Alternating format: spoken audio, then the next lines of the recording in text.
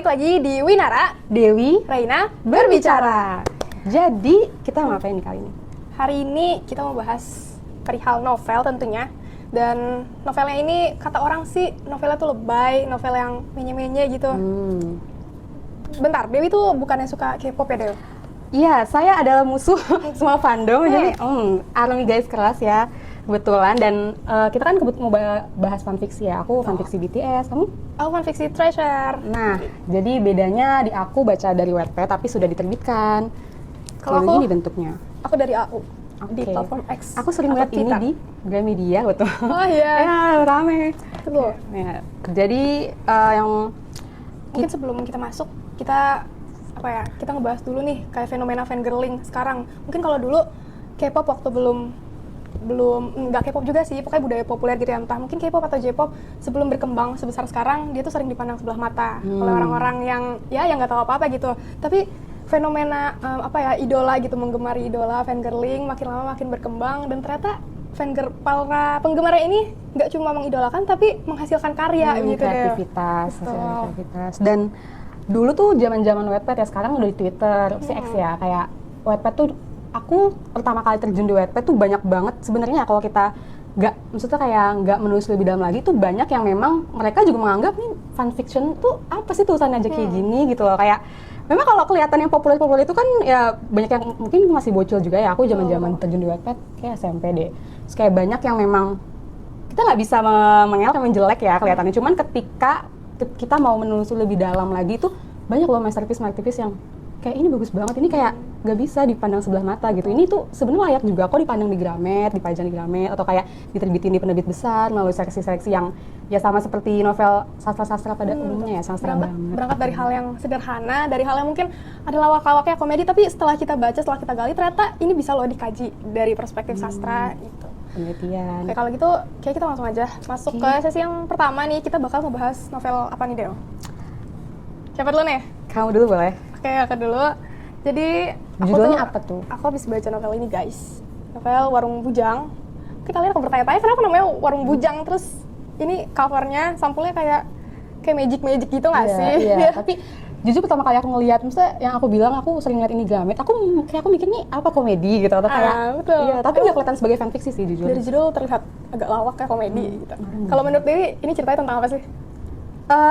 Kan ini ada tulisannya nih kayak sedia berbagai macam sembako. Aku pikir tentang keluarga, terus dia membuka dia dapat warisan bapaknya, maknya gitu warisan. Mungkin untuk maksudnya kayak mereka ya entah untuk bekerja atau memang sebelum lagi nganggur ya terus mengelola warung ini ya. Warung Bujang. Oke, jadi mungkin mulai dari identitasnya dulu. Novel Warung Bujang ini pengarangnya Jessica Carmelia.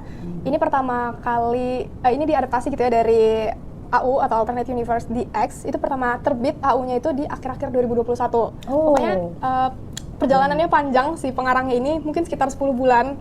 Dan akhirnya memutuskan untuk menerbitkan itu di tahun 2023. Jadi novel ini terbit di tahun 2023. Tebalnya sekitar 380 halaman, penerbitnya ini Arya Media. Dan benar sih kata Dewi, genrenya itu kurang lebih bercerita tentang potret kehidupan, terus mungkin kalau bahasa kerennya tuh coming of age sekarang ya, pendewasaan diri begitu. Ada humornya juga, ada keluarganya. Jadi intinya novel ini bercerita tentang, bener sih sebenarnya nggak warisan juga, tapi ada keluarga nih namanya keluarga Wajendra yang ini orang kaya banget nih keluarga, adalah kakek Wajendra ini punya cucu, 12 cucu. Banyak. Tahu dong 12 itu dari mana? Itu orang Betawi bukan? Banyak banget ya cucunya. Ya 12 orang tuh yang diadaptasi dari member Treasure tuh ada 12. Waktu itu masih 12, sekarang udah 10. Ya pokoknya itu. Jadi si kakek Wajendra ini dia ngasih challenge, tantangan ke 12 cucunya ini untuk ngejalanin usaha warung sembako atau toko kelontong lah ya. Yaitu akhirnya mereka bikin namanya itu Warung Bujang. Warung Bujang atau biasa disingkat tuh Warbu. Biar keren aja gitu kan. Ada singkatannya. Warbu. Jadi tantangannya ini selama 2 bulan. Selama bulan pertama itu mereka masih dikasih modal lah gitu sama kakeknya. Terus udah masuk bulan kedua itu mereka harus olah sendiri pakai keuntungan yang mereka dapatkan di bulan sebelumnya. Dan ternyata menjalani usaha tuh nggak semudah itu ya Dew. Pastinya banyak banget tantangannya, apalagi nih 12 orang, 12 kepala dengan pendapatnya yang beragam, dengan ya sifatnya yang beragam juga. Itu muncullah gonjang-ganjing. Dan pada akhirnya selama mereka menjalani usaha ini mulai kelihatan tuh sifat-sifat asli mereka yang sebelumnya tuh belum pernah terlihat, meskipun mereka tuh sepupuan kan, mereka 12 orang ini sepupu, saudara, tapi adalah sifat-sifat yang sebelumnya belum pernah terlihat dan rahasia-rahasia keluarga satu sama lain yang belum pernah terungkap juga. Hingga pada akhirnya di akhir cerita itu ada beberapa cucunya ini, beberapa tokoh yang mikir kayak nggak mungkin nggak sih si kakek, jadi alasannya itu si kakek ini nyuruh mereka ngejalanin usaha itu karena katanya mau cita-citanya gitu, untuk melanjutkan cita-cita si kakek. Maksudnya akhirnya si cucu ini pada mikir dong, kakek gue ngapain punya cita-cita bikin usaha toko kelontong warung sembako, padahal ini orang udah kaya banget gitu.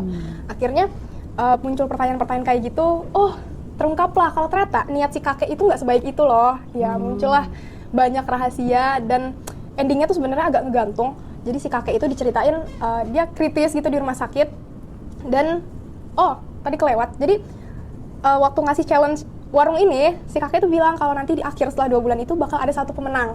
Nah, yang menang itu dapat 50 juta. Makanya nih si 12 orang ini kayak termotivasi dong untuk bekerja keras gitu untuk nunjukin peran mereka masing-masing. Intinya pas di akhir barulah si kakek ini masuk rumah sakit dan ternyata ada satu orang pemenangnya yang nggak disangka-sangka. Itu plot twist banget. Tapi akhirnya tuh Warbu ini ditutup sih, karena ya masing-masing tokohnya itu diceritakan punya kesibukan masing-masing. Tapi dari situ ya mereka ngambil banyak pelajaran lah selama berjalannya usaha Warbu ini. Gitu sih Deo. Mungkin Deo ada yang mau ditanyain? 12 itu sepupuan semua? Iya, jadi 12 itu sepupuan. Jadi kan si kakek Wajendra nih, ini nanti kalau bisa aku taruh nih ya silsilahnya. Jadi si kakek Wajendra itu punya 5 anak. Punya 5 anak, nah 5 anak ini ya udah kan jadi 5 keluarga. Anak yang pertama anaknya ada 2, anak yang kedua anaknya ada 4, anak yang ketiga ada ya pokoknya sampai 12 lah itu. Dan mereka mesti umurnya nggak beda jauh semuanya karena kan? Iya betul, umurnya nggak beda jauh. Bisa gitu ya? Bisa gitu, ya namanya juga bukan fantasi sih, fiksi ya. Ini juga fiksi ya, kita adain aja. Sebelum hamil janjian dulu kayak nih gue punya anak bulan ini ya gitu. Betul, kayak gitu sih. Dan kalau ditanya apa sih yang paling menonjol dari novel ini, dari perspektif sastra, ternyata kita bisa kaji novel ini dengan pendekatan psikologi. Karena ternyata di dalamnya tuh, meskipun ini lawak banget sih judulnya, tapi ada ternyata banyak loh yang diungkit perihal emosi-emosi tokohnya, dan menurut aku sebagai pembaca itu benar-benar nyampe, benar-benar bisa membawa kita untuk melihat masalah-masalah di keluarga gitu, khususnya dengan sudut pandang yang berbeda. Gitu deh. Mau nanya lagi kayak kamu sebagai pembaca gitu, setelah baca ini kesan apa yang maksudnya kayak mungkin sampai sekarang kan baca udah lama ya, maksudnya udah selesai udah lama, kayak sampai sekarang kayak ketika kamu ingat kayak gue pernah baca buku ini gitu, itu yang paling bekas gitu, kayak pasti ada dong kan mungkin masalah keluarga tentang kayak dia mengatasi kayak aku punya keluarga masalah gini-gini cara dia mengatasi, dan itu menjadi refleksi hidup gitu mungkin ya, kayak ternyata bisa loh kayak gini gitu. Ya, ada satu yang paling berkesan. Jadi di antara 12 tokoh ini sebenarnya kalau dikerucutkan lagi, ada tiga tokoh yang benar-benar benar-benar muncul gitu emosinya yang bisa dirasakan pembaca. Nah, ada satu tokoh sebenarnya ini nggak begitu relate ya dengan kehidupanku, tapi sepertinya banyak nih tokoh-tokoh seperti ini di luar sana gitu. Fenomenanya masih banyak lah. Jadi ada tokoh namanya Jiandra. Dia itu dari kecil selalu dituntut, ya selalu dibanding-bandingkan dengan sepupunya yang lain. Adalah satu sepupunya yang paling diakui, yang dianggap paling hebat gitu. Nah, si Jiandra ini ayahnya tuh selalu nekan dia, ayo kamu harus bisa lebih dari si ini, kayak gitu-gitu. Terus si ayahnya Jiandra ini juga benar-benar ngotot buat Jiandra tuh jadi arsitek. Padahal Jiandra tuh nggak suka, ya pokoknya yang semacam itulah ya. Orang tua zaman sekarang pun masih banyak tuh yang kayak gitu. Jadi dan intensitas dari konflik keluarganya Jiandra itu kayaknya tuh lebih banyak di novel ini. Jadi ya itu sih yang paling berkesan. Nah, Jiandra kayak gitu, maksudnya bisa kita lihat Jiandra sifatnya tuh mudah gampang emosian gitu ya, gampang emosi, terus dia defensif gitu, selalu anti kritik gitu kan. Ternyata dia kayak gitu tuh karena pola asuh orang tuanya. Iya. Dan plot twistnya sebenarnya nggak plot twist banget juga sih. Di akhir tuh diungkap kalau ternyata si ayahnya Jiandra ini dulu tuh dapat perlakuan yang sama juga dari kakeknya itu. Iya. Jadi ternyata ya memang permasalahan emosi, psikologi gitu bisa turun-temurun gitu ya. Kan dari kakeknya, maksudnya kayak ada nggak yang kayak jadi pola asuh kakeknya tuh dia ngurusin cucunya juga gitu, maksudnya dengan pola asuh yang sama ke anak-anaknya, jadi cucunya ikut ke bawah gitu, jadi kayak langsung dari kakeknya ke cucunya. Ada nggak yang kayak dibahas kayak gitu? Kalau itu nggak ada sih, ya karena diceritain kalau kakeknya ini tinggal jauh gitulah, jadi nggak banyak berinteraksi. Oh iya, paham. Gitu ya. Oke. Sangat berkesan. Tapi aku mau nanya lagi, kayak itu semua teori psikologi. Kayak beda, mungkin lebih spesifik teori apa aja sih psikologinya itu dan membahas siapa gitu. Oke, aku sempat nyatet ya. Jadi kalau kita tadi yang dikerucutkan menjadi 3 tokoh tuh sebenarnya ada ya 3 teori psikologi yang paling menonjol. Yang pertama itu teori psikologi individual oleh Alfred Adler. Nah itu relate ke tokohnya si Giandra tadi. Karena si Alfred Adler itu bilang, pokoknya dia mengemukakan soal inferior dalam diri manusia. Alfred tuh bilang kalau sebenarnya setiap manusia itu punya rasa inferior, rasa suka rendah diri gitu, dan itu hal yang wajar. Tapi ketika lingkungan itu benar-benar menekan kita, inferior itu berubah jadi inferiority complex, yang mana bikin rasa rendah diri kita tuh bukan jadi sumber motivasi, tapi jadi tekanan juga buat kita kayak gitu. Itu yang pertama.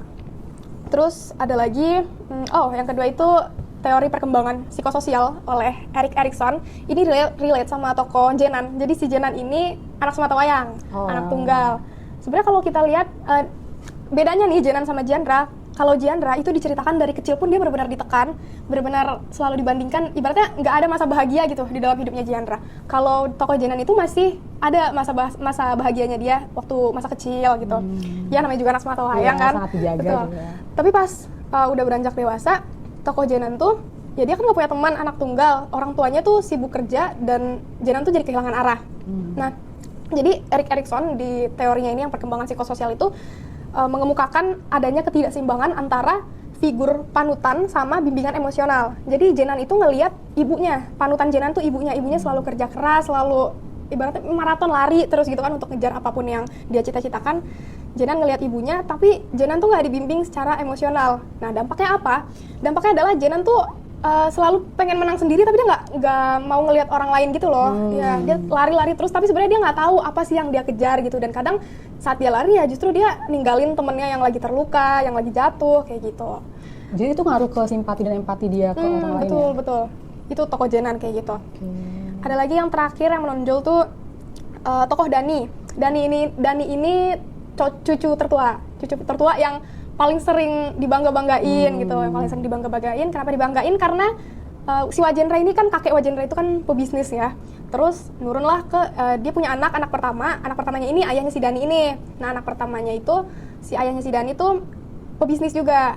Pokoknya si Dani tuh jadi apa ya, dia jadi oh ya udahlah gue ikut bokap gue aja gitu. Dia nggak mau yang ada satu momen di mana tadi daripada biar kita nggak muter-muter ya, jadi balik dulu. Teori yang ketiga itu tadi psikologi humanistik nih oleh Abraham Maslow. Jadi Abraham Maslow itu bilang kalau latar belakang seseorang yang suportif itu belum tentu bisa mencapai aktualisasi diri. Jadi misal kita merasa lingkungan kita ini aman, tapi ya ternyata kita tuh belum jadi apa-apa loh. Kita belum tahu sebenarnya diri kita itu siapa, apa yang kita kejar kayak gitu. Jadi selama ini kalau kita kaitkan dengan tokoh Dani kan dia udah merasa aman, dia udah selalu dibangga-banggain, dia diakui gitu. Terus dia juga terjun ke bidang bisnis yang sama gitu sama orang tua, sama kakeknya. Tapi dia merasa sebenarnya dia tuh nggak begitu masuk gitu. Dia masih pengen nyoba hal lain. Cuma karena dia merasa dia udah aman, jadi ya udahlah ngapain lagi begitu. Tapi jauh dalam dirinya tuh sebenarnya dia pengen nyoba hal lain itu loh, keluar dari zona nyamannya dia. Jadi Imsa kayak terlalu nyaman di zona aman dan nyaman gitu. Dan jadi sebenarnya dia sendiri yang menghalangi dia. Jadi kayak semacam dirinya punya dua sisi mungkin ya, kayak satunya ingin explore, cuman entah belum ada momennya atau yang bikin dia kayak terdorong. Dia nggak, maksudnya kayaknya ya udah kayak gini aja deh, hidup gue udah aman, bahagia gitu. Tapi iya sih, kita kadang harus mencoba tantangan ya, betul. Kayak untuk di proses tantangan itu kita bisa kayak bisa belajar lebih banyak ya. Kayak ternyata gue belum ada apa-apanya loh, maksudnya kayak dunia ini banyak yang bisa kita cari, kita temukan, kayak segala pelajaran gitu, bentuk pelajaran. Okay. Dan ada satu momen yang menurutku cukup heartwarming, yang menghangatkan gitu ya. Jadi sepanjang konflik itu kan disebutkan tokoh yang paling konflik tuh sebenarnya Giandra sama Dani ini. Sebenarnya mereka nggak saling bermusuhan, tapi karena keadaan kondisi dari keluarganya gitu loh yang bikin mereka tuh jadi terlihat bermusuhan gitu mungkin di mata pembaca. Jadi di akhir tuh disebutkan kalau Giandra ini kan hidupnya penuh tekanan karena dia selalu dibanding-bandingkan sama si Dani itu. Pokoknya si Giandra mengungkapkan itu ke si Dani. Jadi selama dibanding-bandingkan terus nih si Giandra, ya dia berontak juga. Ini kerennya Giandra tuh itu, dia berani berontak, dan dari proses berontaknya dia itu akhirnya dia nemuin lah jalan terbaiknya gitu untuk gimana sih keluar dari keluarganya yang dari dulu tuh selalu nuntut dia ini itu gitu. Nah sedangkan si Dani itu ternyata Jendra bilang ke Dani kalau dia berontak dan ya dia udah nemu jalan keluar. Sedangkan si Dani bilang ke Jendra kalau gue tuh sebenarnya pengen banget lo kayak lo gitu. Jadi ibaratnya mereka berdua ini sebenarnya saling mengagumi satu sama lain gitu. Itu keren sih. Manusia tidak pernah puas betul. ya. Jadi kayak selalu melihat rumput apa yang dipunya orang lain betul. Kayak gitu sih ya. Oke, paham. Terus kayak penasaran kayak ada nggak kamu kenal sama misalnya kayak sempet stuck penulisnya gitu nggak? Misalnya apa yang membuat dia akhirnya membuat ini? Kan tadi kita perjalanan 10 bulan itu. Misalnya kayak yang jadi draft akhirnya kayak oke, gue harus publish ini, kayak ini kayaknya bagus nih bla bla segala macam yang kayak pertimbangan. Kayak ada nggak yang kayak informasi dari penulisnya yang kayak kenapa ini menurut dia ya harus dibaca orang-orang gitu. Pertimbangan 10 bulan itu.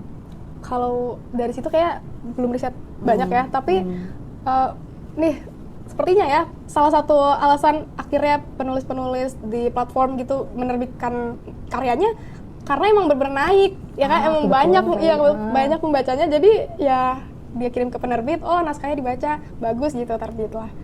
Kayak tapi di khusus di novel ini di Kata Pengantar tuh dia nyebut inspirasi dia nulis novel ini itu katanya karena keluarganya, tantenya itu buka warung sembako, toko kelontong, dan dia ngelihat gimana suka dukanya tantenya ngejalanin ini, dan kebetulan karena dia juga seorang fan girl ya, jadi ya apa nggak saya gunakan kayak kesukaan saya untuk membuat karya keren, kreativitas. Oke, jadi kayak segala bisa menjadi inspirasi sebenarnya. Maksudnya kayak melihat kanan kiri kayak oh Monas gitu, ada apa dengan Monas segala macam. Dia bisa bikin cerita tuh dari situ. Oke, keren sih. Dan ya sebenarnya macam-macam ya, nggak harus misalnya nggak harus menulis novel gitu. Kayak ada yang suka apa sih menggambar idolanya atau segala macam tuh.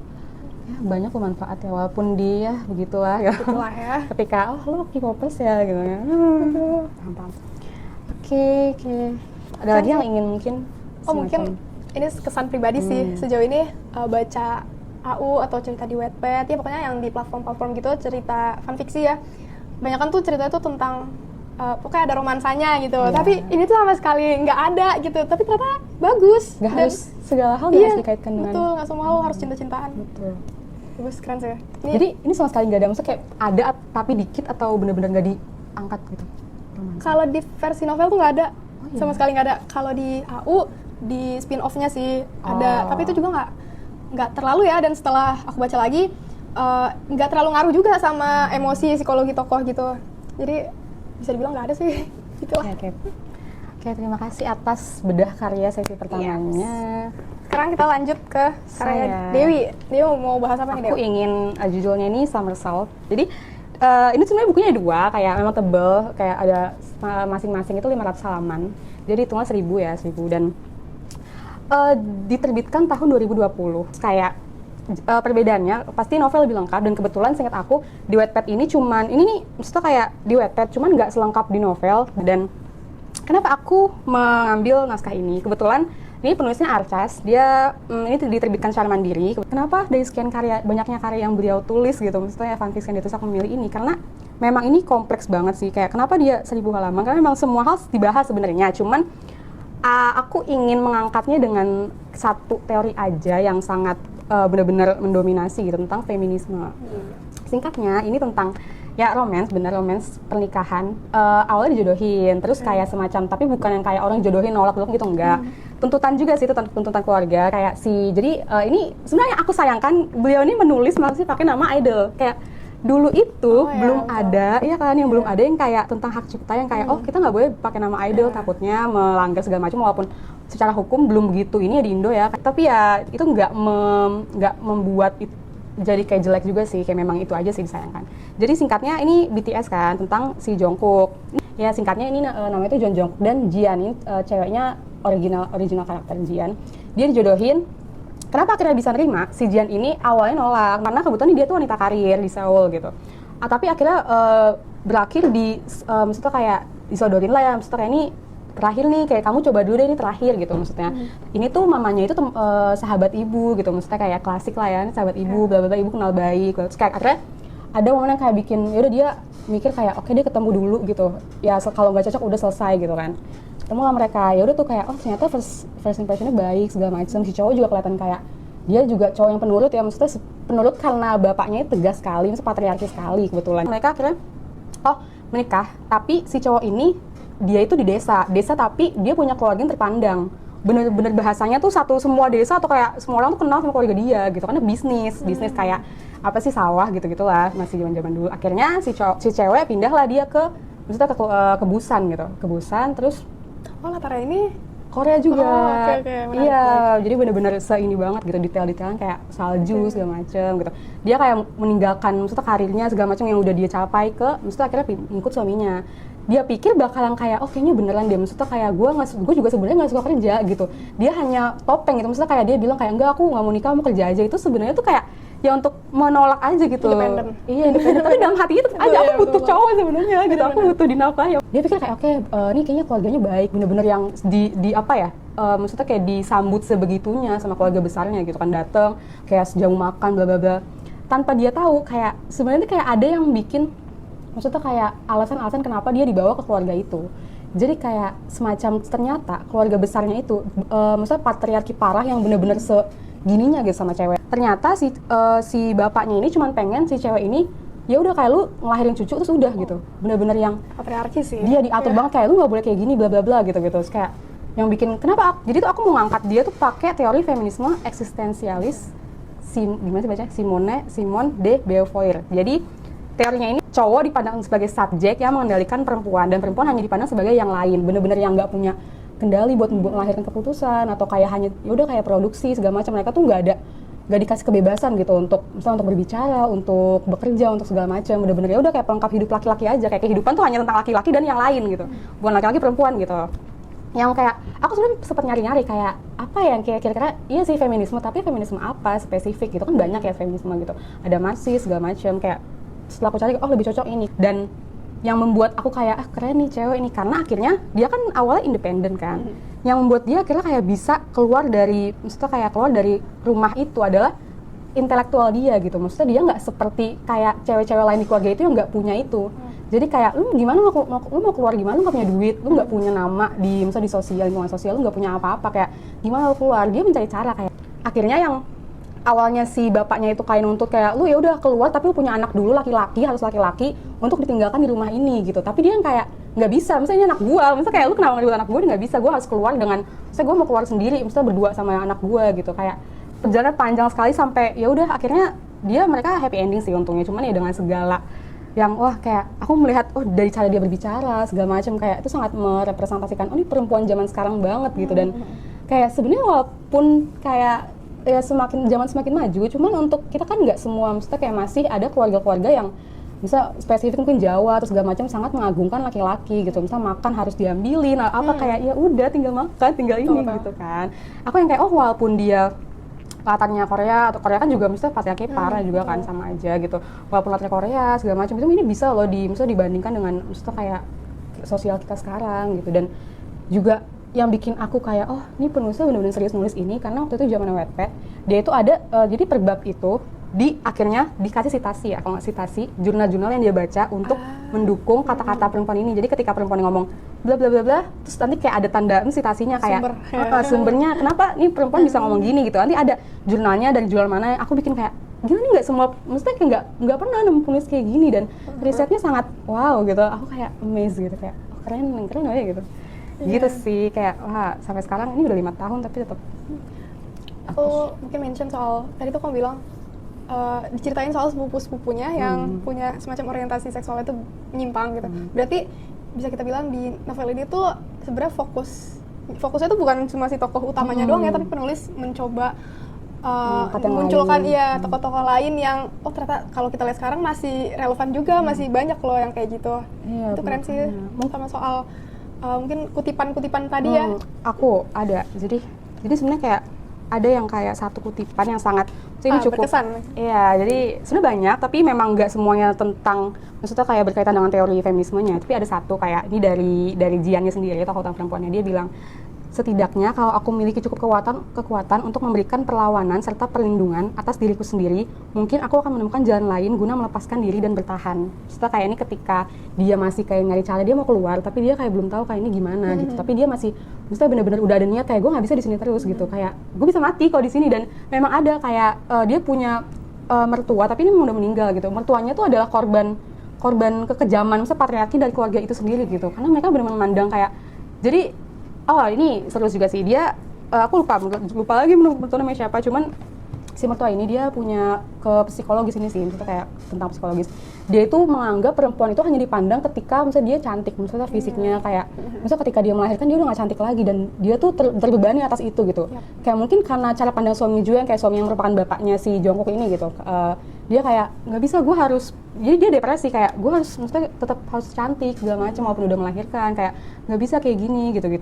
Dia terbebani atas itu yang membuat itu ya dia kayak meninggal atas ke beban otaknya yang kayak dari lingkungan patriarkinya itu kayak lu ya udah perempuan cuma dipandang kayak fisik atau kayak lu bisa apa sih selain lu, maksudnya selain ini penampilan gitu atau kayak padahal dituntut produksi tapi setelah itu harus sempurna gitu, nggak boleh pokoknya hanya ya udah lu untuk memuaskan laki-laki kayak gitu, kayak ya, patriarki ya begitu. Jauhi cowok-cowok patriarki tuh. Kayak gitu, bener-bener itu ada korbannya banyak gitu kayak. Mungkin kesamaan dari dua buku ini sama tentang sepupu-sepupu juga ya, kayak keluarga besar. Iya, keluarga gitu. Kayak gitu sih, kayak keluarga juga banyak, cuman memang diangkatnya romance gitu, teman-teman. Tapi aku belum paham banget sih. Apa ya, si cowoknya ini tadi kan mungkin disebutin tuntutan itu dari keluarga. Tapi kalau dari si suami, kan mereka menikah, dari si suaminya itu gimana sih? Apakah dia tuh membela istrinya atau justru lebih ngikut ke keluarganya? Jadi awalnya dia juga yang kayak belum, maksudnya kayak dia menikah nggak dari hatinya gitu, maksudnya kayak memang dia nggak punya apa-apa, misalnya tanpa bapaknya selalu menekankan itu, tanpa bapak kamu nggak bakal punya apa-apa gitu, ini kamu hanya melanjutkan bisnis keluarga gitu. Kalau gue usir lu dari sini, lu mau kemana gitu, sebenarnya juga kayak gitu ya, kayak yang membuat dan itu jadi dia nggak bisa bikin keputusan, dia nggak bisa mengambil keputusan kayak yang, tapi seberjalannya waktu dia mau, maksudnya kayak mereka kan udah akhirnya memiliki keterikatan gitu, maksudnya nggak hanya dijodohin terus ya udah. Jadi kayak maksudnya dia jadi mau ngebela istrinya, mau ngebantu istrinya, cuman memang gimana susah banget sih karena yang sampai akhirnya mereka kayak oh yaudah aku bantuin kamu gitu, maksudnya dengan segala rintangan yang kayak wow gitu, kayak tapi itu sih dia karena duka atas ibunya yang maksudnya belum ini juga kan, ibunya meninggal karena depresi segala macam, itu yang bikin dia kayak nggak tahu, dia belum kehilangan arah juga. Berawal dari Wattpad gitu ya, dengan novel setebal itu guys, menurutku tapi kalau dibaca suka nggak? Penulisnya patut diapresiasi banget sih. Risetnya pasti banyak banget gitu. Tapi sempat baca nggak deh mungkin inspirasi penulis atau ya apa latar belakang penulis sehingga menghasilkan karya yang bagus seperti itu? Seingat aku benar-benar sesederhana kayak dia melihat, dia ini kan kebetulan saya kayaknya orang Jawa juga gitu. Mungkin dia melihat representasi karena memang Jawa itu masih kuat banget patriarkinya gitu loh, kayak oh nih anak cowok satu-satunya warisannya lebih gede, ini juga misalnya kayak ini dengan hukum segala macam, hukum Islam segala macam ya, cuman memang selain itu benar-benar kayak oh nih cowok satu-satunya nih harus diperlakukan seistimewa mungkin, seini mungkin, walaupun ceweknya juga banyak anaknya kayak gitu. Sedangkan perempuan cuma dipandang ya untuk hidupnya, oh nanti kamu bakal nikah, kamu bakal punya anak, kamu gak bakal menerusi keluarga ini, kamu bakal menerusi, misalnya ikut ke suami kamu kayak gitu. Jadi sangat dijaga benar-benar yang gitu ceritanya. Oke, dari aku menarik sih. Sepertinya itu bakal masuk ke Mas Rik, ya pokoknya wishlist buka aku ya. Tapi latarnya tuh tahun, kalau tadi tempat kan di Korea. Kalau tahun adakah disebutkan? Seingat aku enggak sih, cuman masih modern, maksudnya kayak ketika Seoul yang kayak kota kayak Jakarta yang kayak sangat apa ya, maksudnya kantor segala macem, maksudnya masih kerja di kantor gitu-gitu, yang kayak gimana lu belum kerja kalau lu belum ada di kantoran gitu, kayak gitu. Makanya ketika kayak si Jian ini sangat mempertimbangkan kayak ini gue gimana, gue di desa, gue nggak kerja segala macam, ternyata ketika dia pindah ke desa dia nggak bisa memutuskan hal sekecil, maksudnya kayak dia marah suaminya kayak gini tapi dia nggak bisa gitu. Jadi kayak itu pertimbangannya sulit sih kayak gitu, sangat kantor. Mungkin dari kita itu aja sih yang mau kita bahas hari ini. Jadi kesimpulannya apa nih? Closing statement. Banyak, maksudnya kayak kita bisa sebenarnya kayak nggak harus fanfiksi ya, maksudnya kayak ketika kita melihat buku terus kayak kapan sih nih gitu, langsung ngejudge gitu. Tuh sebenarnya kayak don't judge book by cover. Iya, maksudnya kayak ini apa sih warung bujang tuh apa gitu, kayak terus lu punya warung terus lu ngapain gitu. Sebenarnya tuh banyak pelajaran yang bisa diambil bahkan dari buku yang menurut kita tuh bukan selera kita gitu. Kayak ya nggak apa-apa untuk pelajaran aja, mirip-mirip kayak si salah satu karakter yang tadi yang kayak si Dani, kayak terlalu stuck di zona nyaman, kayak nggak berani nge-explore segala macam. Itu tuh kayak aku juga kadang ketika membaca buku kayak ini bukan gua banget, tapi tuh aku baca sampai akhir kayak karena aku yakin akan menemukan sesuatu di sana.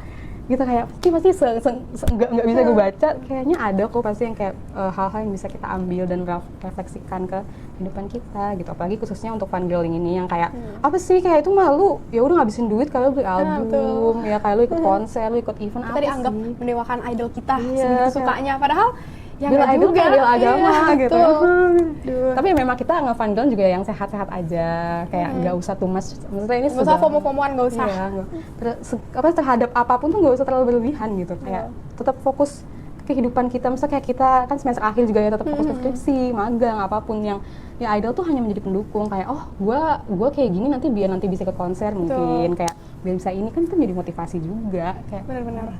dan ini Kalau mungkin tambahan dari aku, di era kita sekarang yang serba digital ya, perkembangan medsos benar-benar cepat banget pastinya, dan tingkat literasi kita tuh masih rendah ya, jadi betul. medsos ini bisa dimanfaatkan nih buat para penulis untuk ya menghasilkan karya. Jadi media sosial, ruang digital bisa kita manfaatkan untuk nerbitin karya, untuk nulis, untuk ibaratnya ngajak orang-orang untuk kenal lagi loh sama sastra gitu. Mungkin berawal dari cerita-cerita yang sederhana, lama-lama kita bisa baca lah cerita-cerita yang lebih kritis yang benar-benar merepresentasikan itu, ya, kehidupan dimulai kita. dari sana, kayak dimulai dari membaca misal fanfiksi yang oke kayak Jongkook, BTS segala macam, kayak tapi lama-lama kayak aku penasaran juga ya sama cerita ini gitu, kayak jadi membangun apa ya, ketertarikan terhadap literasi dan Betul.